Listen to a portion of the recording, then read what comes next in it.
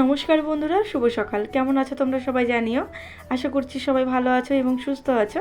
আমি মুক্তি চলে এসেছি আরেকটি নতুন ব্লগের সাথে। এখন বাজে হচ্ছে সকাল 9:30, আর আজকের ব্লগ এখান থেকেই শুরু করছি। এত পরিমাণে গরম পড়েছে না, কি বলবো তোমাদের। ফ্যান রাতের বেলায় ফুল স্পিডে দিয়ে রেখেছিলাম, আর সকালবেলায় উঠে দেখছি এত পরিমাণে গলা ব্যথা হয়েছে যে কি বলবো, আমি ঢেক পর্যন্ত গিলতে পারছি না।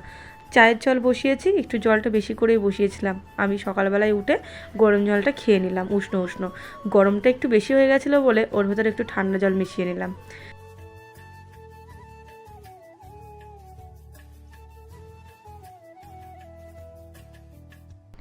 আগের দিন ডিমার্ট গেছিলাম, তো সেখান থেকে না এক প্যাকেট ওটস বিস্কুট এনেছিলাম।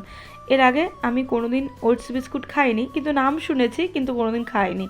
তো ভাবলাম যে এক প্যাকেট নিয়েই দেখি না কেমন খেতে। তো নিয়ে এসেছি, খেয়েছি, খেতে বেশ ভালো লেগেছে। কিন্তু এত পরিমাণে নরম, মানে বিস্কিটটা ধরার আগেই দেখছি ভেঙে যাচ্ছে। চাটা খেয়ে আসলাম, এসে যে আমার মহারানীটা আরামসে ঘুমোচ্ছে, তখন থেকে ডাকছি ওট ওট ওট। স্কুল ছুটি বলে একদম পুরো আরামসে, মানে ওর মন মর্জি মতো ঘুমিয়ে নিচ্ছে। মানে কতবার যে আমি ঘরে এসে ওকে ডেকেছি তো বলার মতো না। এখনও ডাকছি দেখো, আর এখন ঘড়িতে বেজে গেছে হচ্ছে 10টা 10। তখন থেকে ডেকে যাচ্ছি, মানে আমি উঠেছি 8:30টার সময়, তখন থেকে ডেকে যাচ্ছি।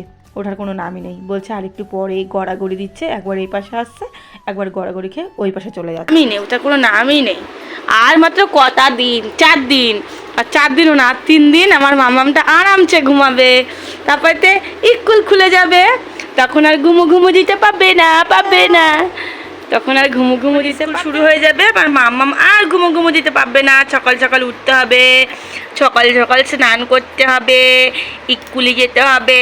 উঠে পড়ো বাবা, উঠে পড়ো। পাপা জল ভরে রেখে দিয়ে গেছে, গরম জল, নাহলে জল চলে যাবে আর পরে স্নান করতে পারবে না। উঠে পড়ো। দুধ জাল দিতে বসিয়ে দিয়ে আমি গেছিলাম ঘরে মাম্মামকে ডাকতে। ওমা এসে দেখছি পুরো দুধটা উতলে গেছে, আর একটু হলেই না গ্যাসের উপরে পড়ে যেত। এমনটাই আমার হয়। মাম্মা মেজে ঘুম থেকে উঠে ব্রাশ করছে। যেদিন স্কুল থাকবে না সেদিনই একা একা ব্রাশ করবে, আর যেদিন স্কুল থাকবে সেদিন সকালবেলায় ঘুম থেকে উঠে আমাকে ব্রাশ করিয়ে দিতে হবে। তাড়াতাড়ি ব্রাশ করে নাও। আর এই যে আমার বর জল ভরে রেখে গেছে। এই কয়দিন ভীষণ জলের সমস্যা হচ্ছে। এই যে একটা গামলা বড়, একটা বালতি, আর এই যে ঢোক, এর মধ্যে জল ভরা আছে। বাইরেতেও এক বালতি রেখে দিয়েছি। নাও তাড়াতাড়ি মুখ ধুয়ে নাও বাবা। মুখ ধুয়ে স্নান করে নাও তাড়াতাড়ি, দিয়ে খেয়ে নাও, ঠিক আছে? বেলা তো অনেক হলো।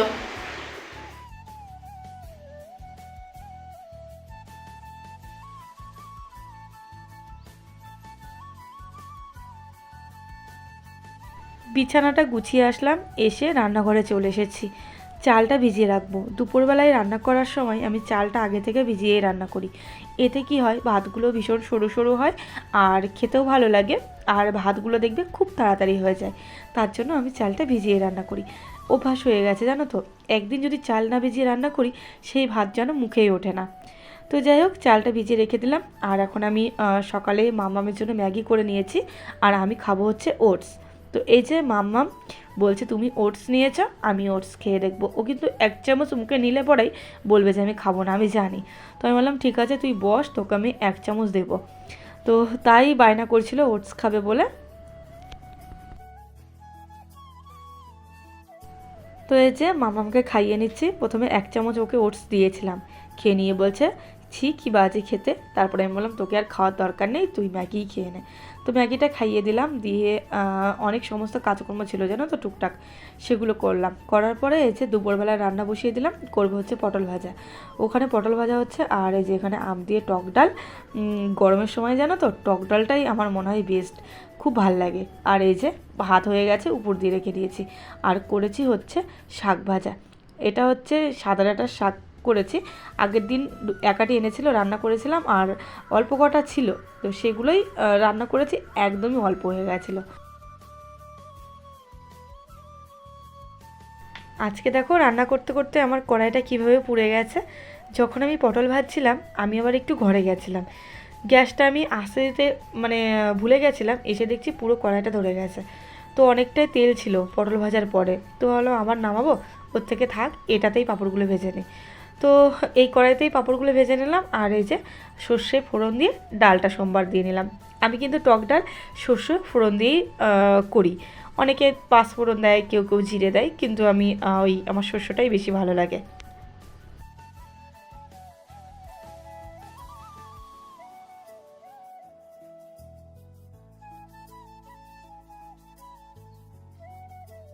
এত পরিমাণে গরম পড়ছে যে তোমাদের কি বলবো, পুরো কলকাতার মতো গরম, জানো না এখানে।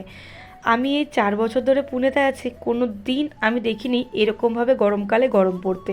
এখানে 12 মাস ওয়েদারটা সত্যি খুব সুন্দর লাগে আমার। কিন্তু এবারই আমি প্রথম দেখছি, 4 বছর এসেছি, 4 বছরের মধ্যে এবারই প্রথম দেখছি যে এতটা পরিমাণে গরম পড়ছে। পুরো আমাদের কলকাতার বাড়িতে যেরকম গরম পড়ে ঠিক সেরকম গরম। ফুল স্পিডে পাখা চালাচ্ছি, তবুও যেন পাখার হাওয়াটা গায়ে লাগছে না। ওর জন্যই আমার হচ্ছে রাতে গলা ব্যথা হয়েছে, হঠাৎ করে গরম পড়ে গেছে, ফ্যান চালাচ্ছি তো তার জন্য গলাটা এরকমভাবে ব্যথা হচ্ছে। পুনেতে কীরকম গরম পড়ে বলো তো, যেরকম হচ্ছে আমাদের বাড়ির দিকে ফাল্গুন মাসের সময় হালকা হালকা ঠান্ডা আর হালকা হালকা গরম পড়ে, ঠিক সেরকম এরকম পুনেতে 12 মাসকাল ওয়েদার। তো খুব ভাল লাগে, কিন্তু এবারে দেখছি এতটাই গরম। তো যাই হোক, আমার রান্না বান্না করে রান্নাঘর মুছে থালা বাসন ধুয়ে এই যে এখন ঘরটা ঝাড় দিয়ে নিচ্ছি। স্নান হয়ে গেছে, স্নান করে পুজো দিয়ে এই যে ভাত বেড়ে নিচ্ছি, এখন খাওয়া দাওয়া করবো। মাম্মামকে খাওয়ানো হয়ে গেছে, খেয়ে দিয়ে উপরে গেছে খেলতে, আর এখন আমরা খাওয়া দাওয়া করব। এখন এমন অভ্যাস হয়ে গেছে যে প্রতিদিন দুপুরবেলাতে খাওয়ার সময় বাটার মিল্ক না হলে যেন চলেই না। আর এখন তো গরম পড়েছে, গরমের মধ্যে তো বাটার মিল্ক অসাধারণ। গুড ইভিনিং বন্ধুরা, সন্ধ্যা লেগে গেছে, সন্ধ্যা দিলাম। আর এখন দেখো রেডি হয়ে নিয়েছি, যাবো হচ্ছে একটু বাজারে। মাম্মামের স্কুলে বই দিয়েছিল, সেই বইগুলো না মলার দেওয়া হয়নি এখনো পর্যন্ত। 1 তারিখ থেকে স্কুল খুলবে, তো তার আগেই মলার দিয়ে রেডি করে নিতে হবে। তো তার জন্য মলার কিনতে যাচ্ছি আমি আর মাম্মাম দুজনে মিলে। আমার বর যাচ্ছে না, ও বললো যে আমার টাইম হবে না, তোমরা দুজন রেডি হয়ে চলে যাও। তো এই যে আমরা রেডি হয়ে নিয়েছি, এখন বেরোবো। আর আমি সন্ধ্যা দিয়ে নিয়েছি। আর এইরকম যে মাম্মাম দেখছে যে আমার পার্সের ভেতরে কত টাকা আছে, গুনছে। হয়েছে গোনা? আচ্ছা ঠিক আছে, হয়েছে, চলো চলো। আচ্ছা ঠিক আছে, চলো, দেখেছি, চলো চলো বন্ধুরা বেরিয়ে পড়ি। আর হ্যাঁ, কাল না মামামের স্কুলে রেজাল্ট দেবে, জানি না কি করবে, তো দেখা যাক। তো চলো আমরা বেরিয়ে পড়ি। আমরা চলে এসেছি বাড়িতে। এই দেখো মলাট মামামের হাতে, দে দেখি। এই যে সাদা সাদা এইগুলোই নিয়ে এসেছি, এই মলাটগুলো বেশ সুন্দর, জানো তো, উপর থেকে দেখা যায় কোনটা কি বই। তো তার জন্য এইগুলোই নিয়ে আসলাম। আগেরবার স্কুল থেকে দিয়ে দিয়েছিল, এবার দেখলাম এই সমস্ত কিছু স্কুল থেকে দেয়নি, নিজেদেরই কিনতে হচ্ছে। তো এই যে মলাটটা এনেছি, আর এই দেখো টেপ এনেছি 2টো, আর এই যে আমার জন্য গার্ডার আর মামামের জন্য গার্ডার, এই নিয়ে চলে এসেছি। আর এই যে মাম্মাম এসে নিয়ে ওর ফ্রেন্ড চলে এসেছে। কি হয়েছে? কেন খালি পায়ে যাবি কেন?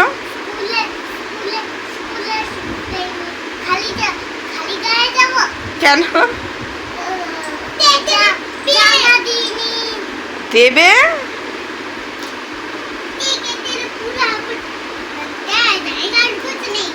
क्या हुआ उन्होंने?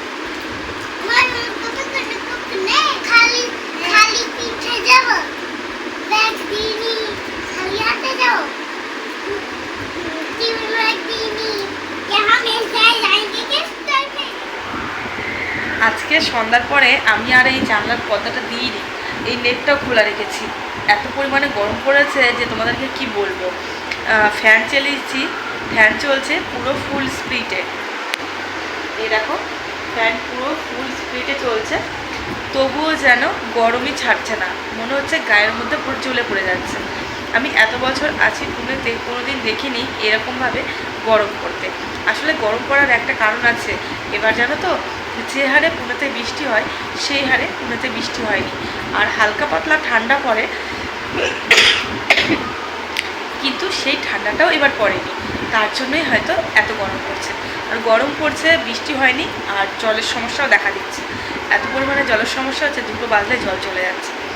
তো জল ভরে পুরো রেখে দিতে হচ্ছে। তো যাই হোক, এই দেখো মাম্মাম চলে গেল উপরে খেলতে। এতক্ষণ ঘরে খেলা করছিল, তো আমি বললাম যা ভাইয়ের সাথে খেলা করে আয়। তো ভাইয়ের ঘরে গেছে, আর আমি চাল ভিজিয়ে রেখে আসলাম। রাতে রান্না করব, শুধু ভাত করব, দুপুরে টক ডাল করেছিলাম সেটা রয়েছে, আর কিছু একটা ভাজা করে নেবো। আর আমার বর আজকে এখনও আসেনি, ও আসেনি বলে আমি চাও খাইনি, জানো তো, সন্ধ্যার সময়। তো আসুক, তারপরে চাটা করে নেবো, কারণ ও সেই দুপুরবেলায় খাওয়া দাওয়া করে বেরিয়ে গেছে। আজ কদিন এত পরিমাণে কাজের চাপ হচ্ছে, কি বলবো তোমাদের, ওই আমাদের হোটেলের পেছনে স্টাফ রুম বানাচ্ছে, তো ওই কাজগুলো না একদম সকালে চলে যাচ্ছে করতে। ওর জন্য ও আসতে মানে সমস্ত কিছুই ওর লেট হচ্ছে। তো যাই হোক, আসলে পরে তারপরে চাটা করে খেয়ে নেবো।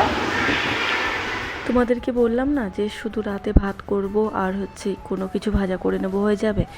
কিন্তু আমার বরকে ফোন করলাম, ও বললো যে আজকে রাতে আমি ঘরে এসেই খাবো। তার জন্য আমি কি করলাম, গাজর, আলু, পটল সমস্ত কিছু দিয়ে একটা তরকারি করে নিলাম। আর এই যে কটা ভাত বসিয়ে দিলাম, ভাতগুলো শুধু মামামের জন্য আর আমার বরের জন্য বসিয়েছি। আর করবো হচ্ছে রুটি। এই দেখো হটপটের মধ্যে আটা মেখে রেখে দিয়েছি, তরকারিটা হয়ে গেলে তারপর রুটিটা বানিয়ে নেবো। তো এই দেখো আমার রান্নাবান্না কমপ্লিট, এখানে রুটি আর হচ্ছে তরকারি হয়ে গেছে সমস্ত কিছু। এবার রান্নাঘরটা পরিষ্কার করে নেব। আর এই দেখো বিসিংয়ের মধ্যে থালা বাসন ছিল, জল ছিল না, কি করব বলো, দুপুরবেলায় খাওয়া দাওয়া করে সমস্ত বাসন বিসিংয়ের মধ্যে রয়েছে। তো চলো বন্ধুরা, আজকের ভিডিও আমি এখানে শেষ করছি। দেখা হচ্ছে নতুন কোনো ব্লগের সাথে। টাটা।